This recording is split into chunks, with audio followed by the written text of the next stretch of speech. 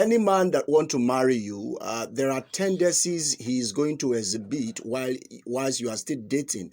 And that's why for every woman listening to me this morning, it is important for every relationship you want to go into, sit down with the man and discuss everything from A to Z. What's your perception? Because you see, there is compatibility and there is value.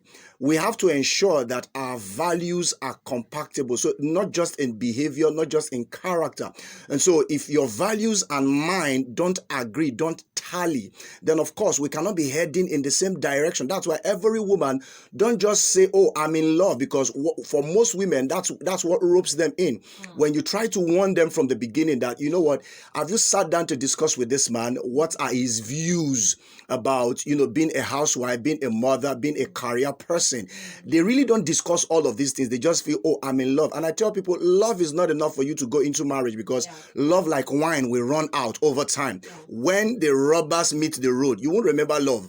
And so for every woman out there, sit down with the man, discuss, have that discussion with the man. There is no way the man will pretend that, oh, you can work while we're dating and then we get married and then you say don't work. All of these things must be brought to the table, and we discuss everything, as far as even the number of children you're going to have, where you're going to stay after marriage, and then of course what's going to happen in terms of your career. Because what happens is that, sometimes in my field as a pastor, when I deal on this relationship issue, I talk more to the women because they suffer the most.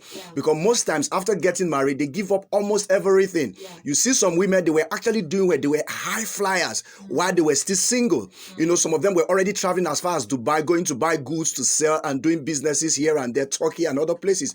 But all of a sudden you just find them become very dull and just somehow laid back, and then you find out, because my husband doesn't like it. My husband, doesn't.